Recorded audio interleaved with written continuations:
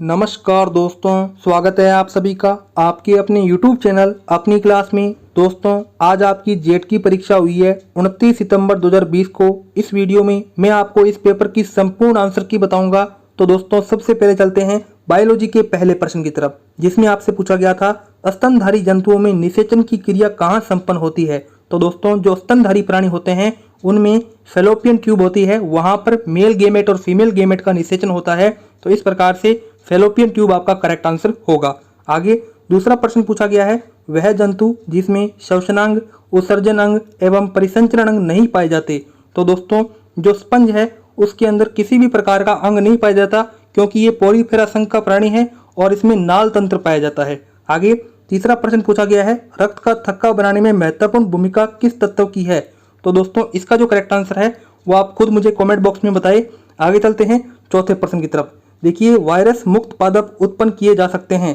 तो आप सबको पता है किसके द्वारा किए जा सकते हैं, टिश्यू कल्चर द्वारा। किसके द्वारा दोस्तों, टिश्यू कल्चर द्वारा। देखिए दोस्तों, यहाँ पर ऑप्शन देख लेते हैं। पहला है एम्ब्रियो कल्चर, दूसरा है एंथर कल्चर, तीसरा है ओव्यूल कल्चर और चौथा है मेरिस्टेम कल्चर। तो दोस्तों, टिश्यू कल्चर को एम्ब्रियो कल्चर भी कहते हैं। तो करेक्ट आंसर क्या होगा, ऑप्शन नंबर 1। आगे चलते हैं, हमारे पास में पांचवा प्रश्न पूछा गया है, जीव द्रव्यों के संलयन में प्रयुक्त किया जाने वाला रसायन है। तो दोस्तों, इसका जो करेक्ट आंसर है आप जल्दी से बताओ, ठीक है। मेरे हिसाब से जो होगा ये होगा दोस्तों, कौन सा, ये होगा पॉलीएथिलीन ग्लाइकोल। आगे चलते हैं दोस्तों, हमारे पास में छठा प्रश्न पूछा गया है, कीट रोग किस कवक गण के सदस्यों द्वारा होता है। तो दोस्तों, जो कीट रोग है वो होता है हमारे पास में, वो होता है दोस्तों किसके द्वारा, वो होता है कैरेटिडिल्स। किसके द्वारा दोस्तों, कैरेटिडिल्स द्वारा। चलते हैं आगे दोस्तों, हमारे पास में सातवां प्रश्न पूछा गया है, यदि एक व्यक्ति को जन्म से ही आनुवंशिक रोग है, वह इस रोग को ठीक करने के लिए निम्न में से उपचार ले सकता है। तो दोस्तों, उसको जन्म से रोग है तो वो क्या कर सकता है, जीन थेरेपी ले सकता है। दोस्तों, क्या ले सकता है, जीन थेरेपी। आगे हमारे पास में आठवां प्रश्न पूछा गया है, देखो, सूजन प्रतिक्रिया में भागीदारी रक्त कोशिकाएं हैं। हम चलते हैं आगे अपने 9वें प्रश्न की तरफ, जिसमें पूछा गया है, सूक्ष्म जीव जो वृद्धि, विभाजन और जनन का गुण रखता है। तो दोस्तों, वो केवल कौन है, जीवाणु है, बैक्टीरिया। आगे 10वां प्रश्न पूछा गया है, अमीबा किसकी सहायता से गमन करता है। तो दोस्तों, अमीबा है वो कूट पादों की सहायता से गमन करता है। आगे 11वां प्रश्न पूछा गया है, श्वसनिकाओं एवं फैलोपियन ट्यूब का अस्तर निम्न एपिथेलियम से बना होता है। तो वो बना होता है स्तंभाकार उपकला। ठीक है दोस्तों, स्तंभाकार उपकला। आगे 12वां प्रश्न पूछा गया है, जेनेटिक इंजीनियरिंग में दाता के डीएनए खंड को ग्रहण करने वाले युक्त ग्राही कौन है। तो दोस्तों, वो है बैक्टीरियोफेज। कौन है दोस्तों, बैक्टीरियोफेज। कौन है दोस्तों, बैक्टीरियोफेज। या फिर इसका जो करेक्ट आंसर है वो बैक्टीरियोफेज नहीं होगा दोस्तों, वो होगा दोस्तों इस्चीरिया कोलाई, क्योंकि बैक्टीरिया के अंदर वेक्टर होता है। ठीक है दोस्तों, प्लाज्मिड वही क्या करता है, होस्ट का कार्य करता है। ठीक है। आगे 13वां प्रश्न पूछा गया है, एल्ब्यूगो कैंडिडा रोग उत्पन्न करता है, वो करता है क्रूसीफेरी के श्वेत कीट। कौन सा करता है दोस्तों, क्रूसीफेरी के श्वेत कीट। आगे 14वां प्रश्न पूछा गया है, प्रथम स्थलीय पादप जिनमें समान बंडल पाए गए थे वो थे टेरोडीफाइटा। कौन से दोस्तों, टेरिडोफाइटा। आगे वर्गीकरण हेतु नामकरण की द्विनाम पद्धति किसने दी थी। तो वो दी थी दोस्तों कैरोलस लीनियस ने। आगे हमारे पास में 16वां प्रश्न पूछा गया है, कोशिका के कौन से भाग में पाइरुवेट से कार्बन डाइऑक्साइड ऊर्जा बनाती है। तो दोस्तों, इसका जो करेक्ट आंसर है वो आपको मिल जाएगा दोस्तों माइटोकॉन्ड्रिया के अंदर। किसके अंदर मिल जाएगा दोस्तों, माइटोकॉन्ड्रिया के अंदर। दोस्तों, आगे हमारे पास में 16वां प्रश्न पूछा गया है, निम्न में से किस पशु उत्पाद में प्रोटीन की मात्रा सबसे अधिक होती है। तो दोस्तों, अंडे के अंदर क्या होता है, जो प्रोटीन होता है वो सबसे अधिक होता है, आपको पता होना चाहिए। 17वां प्रश्न पूछा गया है, निम्न में से कौन सा पोषक तत्व धनायन एवं ऋणायन दोनों रूपों में पौधे में अवशोषित होता है। तो वो है नाइट्रोजन। ठीक है दोस्तों। आगे हमारे पास में 18वां प्रश्न पूछा गया है, निम्न में से कौन सा मुक्त जीवित नेत्रजन फिक्सिंग माइक्रोवेव नहीं है। तो दोस्तों, इसका जो करेक्ट आंसर क्या होगा दोस्तों, वो होगा हमारे पास में, वो होगा एजोबैक्टर। क्या होगा दोस्तों, एजोबैक्टर। या फिर आप इसको, ये भी हो सकता है, मेरे को पता नहीं है, यहाँ पे दोनों में कंफ्यूजन है, एजोबैक्टर और ये बिजरंकिया। ठीक है दोस्तों, मेरे हिसाब से चौथा आंसर करेक्ट होना चाहिए। आगे 19वां प्रश्न पूछा गया है, निम्न में से किस वैज्ञानिक प्रक्रिया द्वारा फसलीय पौधों को कुछ वांछित पोषक तत्वों से समृद्ध किया जाता है। तो दोस्तों, इसका जो करेक्ट आंसर है वो होगा बायोफोर्टिफिकेशन। क्या होगा दोस्तों, बायोफोर्टिफिकेशन। आगे 20वां प्रश्न पूछा गया है, निम्न में से एक लघु दिवस वाला पौधा है। तो वो दोस्तों कौन है, चावल। आगे 21वां प्रश्न पूछा गया है, निम्न में से कौन सी रबी ऋतु की फसल है। तो वो दोस्तों चना है, आप सबको पता होना चाहिए। आगे देख सकते हैं 22वां प्रश्न पूछा गया है, निम्न में से कौन सी नस्ल भेड़ नहीं है। तो दोस्तों वो है हमारे पास में कराकुल। बीकानेरी होती है, मालपुरी भी होती है, जैसलमेरी भी होती है, लेकिन कराकुल कोई भी भेड़ की नस्ल नहीं है। आगे देख सकते हैं निम्न में से कौन सा मिट्टी बनाने का कारक है जिसमें ऊंचाई और ढलान मिट्टी के संचय को निर्धारित करते हैं। तो दोस्तों इसका हो सकता है पेरेंट रॉक। दोस्तों आगे हमारे पास में 25वां प्रश्न पूछा गया है, लिगामेंट किन्हें जोड़ता है। तो दोस्तों लिगामेंट है वो अस्थि से अस्थि को जोड़ता है, या आप कह सकते हो मांसपेशियों से अस्थि को जोड़ता है। इसका आंसर दूसरा होगा। दोस्तों आगे यहाँ पे 26वां प्रश्न पूछा गया है, निम्न में लिंग निर्धारण X प्रकार होता है। तो वो किसमें होता है दोस्तों, वो होता है हमारे पास में जो बर्ड्स होते हैं उनमें होता है। तो देख लीजिए यहाँ पे ग्रास होपर ये है, तिलचट्टा भी है, ड्रोसोफिला भी है, केंचुआ भी है। तो दोस्तों इसका जो करेक्ट आंसर होगा वो मेरे हिसाब से होगा ड्रोसोफिला। क्या होगा दोस्तों, ड्रोसोफिला। आगे 27वां प्रश्न, अंडोत्सर्जन के लिए कौन सा हार्मोन आवश्यक है। तो दोस्तों वो है हमारे पास में कौन सा दोस्तों, वो है ल्यूटिनाइजिंग हार्मोन। ल्यूटिनाइजिंग हार्मोन अधिक होगा तभी क्या होगा, अंडोत्सर्ग होगा। आगे मूंगफली का टिक्का रोग निम्न में से किसके द्वारा होता है। तो वो होता है दोस्तों सर्कोस्पोरा के द्वारा। आगे देखिए पौधों के वृद्धि पर अनुकूल प्रभाव डालने वाले सूक्ष्म जीवों का समूह है। तो वो है एजोबैक्टर एजुला नीलहरित शैवाल। आगे 30वां प्रश्न, खुरपका मुंहपका रोग किसके द्वारा होता है। तो वो होता है वायरस द्वारा। ठीक है दोस्तों। आगे यहाँ पे निम्न में से वर्गीकरण का सही क्रम कौन सा है। तो पहले कौन आएगा दोस्तों, पहले क्या आएगा, वंश, उसके बाद में कुल, उसके बाद में गण, उसके बाद में वर्ग। तो दोस्तों इसका करेक्ट आंसर क्या हो सकता है, ये वाला हो सकता है ऑप्शन नंबर बी यानी कि दूसरा। आगे निम्नलिखित में दो पादप वृद्धि हार्मोन कौन से हैं, ऑक्सीटोसिन या साइटोकाइनिन। तो दोस्तों पहला ऑप्शन बिल्कुल करेक्ट आंसर होगा, ऑक्सीन और साइटोकाइनिन। दोस्तों अब देखते हैं 17वां प्रश्न, निम्न में से कौन सा पादप उत्तक संवर्धन के जनक कहलाते हैं। तो वो कहलाते हैं, कौन करते हैं दोस्तों, वो कहलाते हैं यहाँ पे गोल्डिक हेल्बलेंट। देख सकते हैं। आगे 18वां प्रश्न, फेफड़ों में श्वसनली की शाखा का अंतिम भाग है। तो वो है दोस्तों एलोवेली। कौन है दोस्तों, एलोवेली। आगे तिलचट्टा के मुखांक किस प्रकार के होते हैं। वो होते हैं चबाने और काटने वाले। आगे देख सकते हैं यहाँ पे 20वां प्रश्न पूछा गया है, बाजरा का वानस्पतिक नाम क्या है। तो वो है पेनिस्टिकम ट्राइफोइडिस। देख सकते हैं। आगे 21वां प्रश्न पूछा गया है, सिट्रस कारक का जो कैंकर का जो रोग कारक है वो कौन है। तो वो है ज़ैंथोमोनास सिट्री।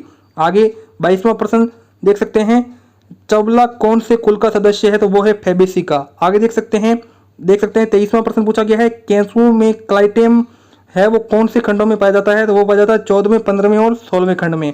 आगे 24वां प्रश्न, सर्टोली कोशिकाओं का महत्व क्या होता है। तो दोस्तों वो क्या होता है, वो न्यूट्रिशन प्रदान करती है।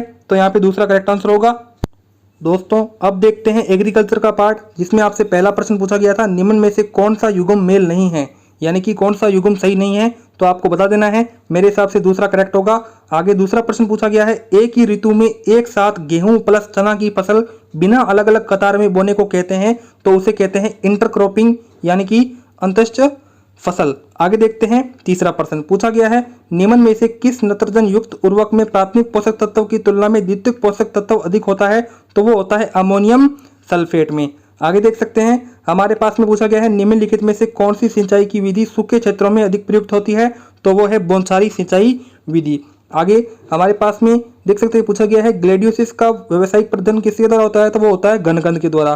देखिए आगे हमारे पास में प्रश्न नंबर अगला पूछा गया है, निम्न में से कौन सी खेती जहाँ किसानों फसलों को उगाने के लिए कोई सिंचाई नहीं करता, केवल वर्षा पर ही निर्भर करता है।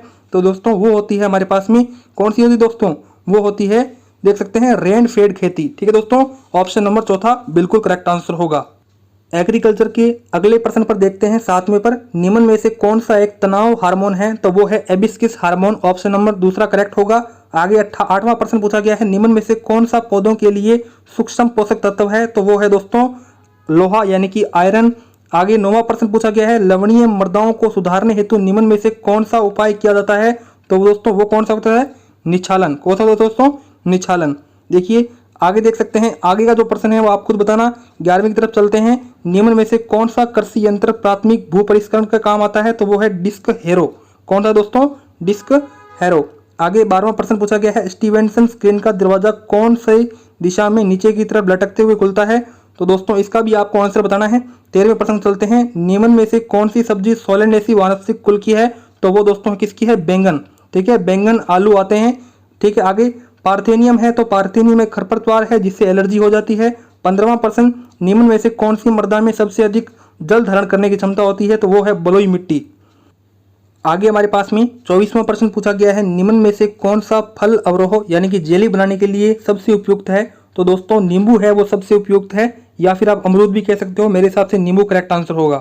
आगे 25वां, निरपेक्ष आर्द्रता किस में मापी जाती है? तो वो मापी जाती है दोस्तों ग्राम सेंटीमीटर क्यूब के अंदर। आगे 26वां प्रश्न पूछा गया है, मैग्नीज की विषाक्तता होने पर पौधों में कौन से पोषक तत्वों की मात्रा कम होती है? तो जिंक की सबसे कम मात्रा होती है।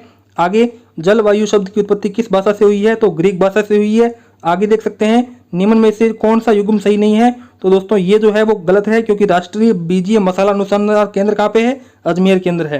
ठीक है। आगे देख सकते हैं 29वां प्रश्न पूछा गया है, कौन सा युग्म है वो सही नहीं है? तो मोटे अनाज वाली फसल रागी नहीं होती। आगे 30वां प्रश्न देख सकते हैं, निम्न में से कौन से पपीते की किस्म है?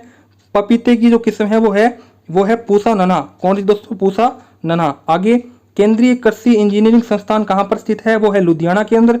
आगे निम्न में से कौन सा खरपतवाशी नाई है जो बुआई के बाद अंकुरण से पहले प्रयोग किया जाता है? तो वो है पेंडीमेथिलीन। ठीक है दोस्तों।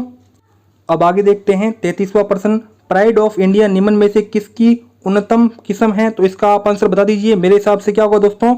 ये मेरे हिसाब से इसका आंसर होगा, ये देख सकते हैं पत्ता गोभी या फूल गोभी, मेरे को कंफ्यूजन लग रहा है। आगे 34वां प्रश्न, लाइकेन किस वायु संदूषक के प्रति संवेदनशील होते हैं? तो वो होते हैं सल्फर डाइऑक्साइड की तरफ। और मिट्टी पर खेती करने और फसल उगाने और पशुओं के पालने से कला विज्ञान क्या कहते हैं? तो उसे कहते हैं दोस्तों खेती। आगे निम्न में से कौन सी गाय की नस्ल का मूल स्थान भारत नहीं है?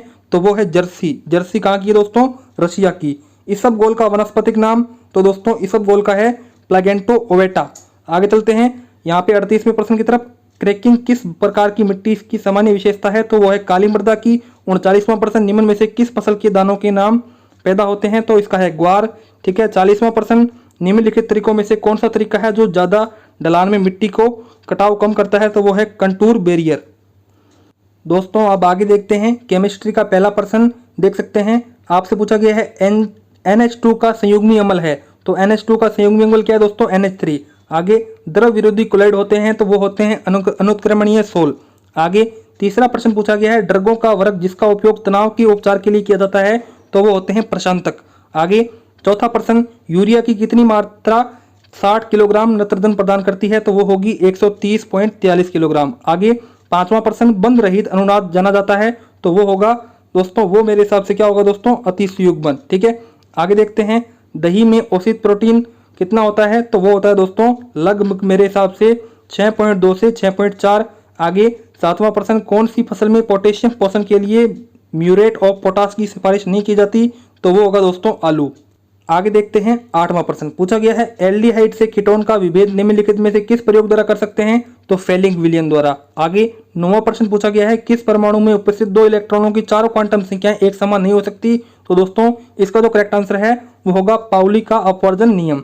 आगे देखते हैं हमारे पास में 10वां प्रश्न पूछा गया है, ब्राउनियन गति की खोज किसने की? तो रॉबर्ट ब्राउन ने की। आपको सबको पता होना चाहिए। चलते हैं आगे, हमारे पास में 11वां प्रश्न पूछा गया है, निर्जलीकृत Na2CO3 का किसे कहते हैं? तो दोस्तों उसे कहते हैं धावन सोडा। किसे कहते हैं दोस्तों? धावन सोडा को। ऑप्शन नंबर बी बिल्कुल करेक्ट आंसर होगा। आगे चलते हैं 12वें प्रश्न की तरफ। पूछा गया है अमोनियम सल्फेट में नत्रजन की कितनी मात्रा होती है? तो 21%। आगे 13वां प्रश्न, निम्नलिखित में से किसके द्वारा उच्चतम ऑक्सीकरण अवस्था प्रदर्शित की जाती है? तो Mn द्वारा। आगे चलते हैं 14वें प्रश्न की तरफ। टेफ्लॉन प्राप्त करने के लिए जिस एकलक अणु का प्रयोग किया जाता है वो है टेट्राफ्लोरीइथीन। ठीक है दोस्तों। आगे 15वां प्रश्न, अभिक्रिया का वेग बढ़ाने में उत्प्रेरक का मुख्य कार्य क्या होता है? तो वो होता है अभिक्रिया पथ में परिवर्तन, जिससे अभिक्रिया के लिए सक्रियण ऊर्जा घट जाए। आगे 16वां प्रश्न, जब एस्टिमाइड को निम्नलिखित अभिकर्मक द्वारा अलग किया जाता है तो इनमें से किसकी मिथाइलअमीन प्राप्त होती है? तो वो है गर्म सांद्र H2SO4। आगे 17वां प्रश्न, किसी रासायनिक अभिक्रिया के ताप में 10 × 0 की सेंटीग्रेड की वृद्धि की जाए तो अभिक्रिया का वेग स्थिरांक क्या होगा? करीब 2 गुना हो जाएगा। ठीक है। आगे हमारे पास में 18वां प्रश्न है, इसका उत्तर आप खुद बताइए। अब चलते हैं 19वें प्रश्न की तरफ। 19वां प्रश्न पूछा गया है, गाय के दूध में लैक्टोज को कहा जाता है? तो उसे कहा जाता है दोस्तों, क्या कहा जाता है? Alpha lactalbumin. क्या कहा जाता है दोस्तों? Alpha lactalbumin. ठीक है। आगे 20वां प्रश्न, निम्नलिखित में से किस जो प्रतिचुंबकीय कौन है? तो प्रतिचुंबकीय है Zn+2। आगे हमारे पास में 21वां प्रश्न, आप खुद बताइए। चलिए हम चलते हैं 22वें प्रश्न की तरफ। क्रोमियम का बाह्य इलेक्ट्रॉनिक विन्यास पूछा है, तो क्रोमियम कितने पर आता है दोस्तों? 24 पर आता है। यहाँ पे क्या आंसर हो जाएगा? 3d5। ठीक है। आगे चलते हैं 23वें प्रश्न की तरफ। K2MnO4 में Mn की ऑक्सीकरण अवस्था +6 होगी। द्रव्यमान संरक्षण का नियम किसने दिया था? जॉन डाल्टन ने। आगे देख सकते हैं कार्बन आयन का अपेक्षित स्थायित्व क्रम क्या होगा? तो पहला आंसर करेक्ट होगा। आगे निम्नलिखित कौन सा एक जैव उर्वरक है? तो एजियोस्पिरिलम। ठीक है, आगे चलते हैं 27वें प्रश्न की तरफ। वात्या भट्टी में आयरन ऑक्साइड उपस्थित होता है, वो होता है, ये होता है SiO2। पौधों की जड़ों में पोटेशियम का अवशोषण करती है, तो वो करती है K+ के रूप में। आगे ग्लूकोज अणु का आणविक द्रव्यमान कितना होता है? तो वो होता है 180। यूरेनियम, यानी कि यूरेनियम कह दो या द्रव्यमान कह दो, यदि मृदा की विद्युत चालकता इतनी हो तो आपको बताना है कि मृदा का क्या माना जाता है? तो इसे माना जाता है क्षारीय मृदा।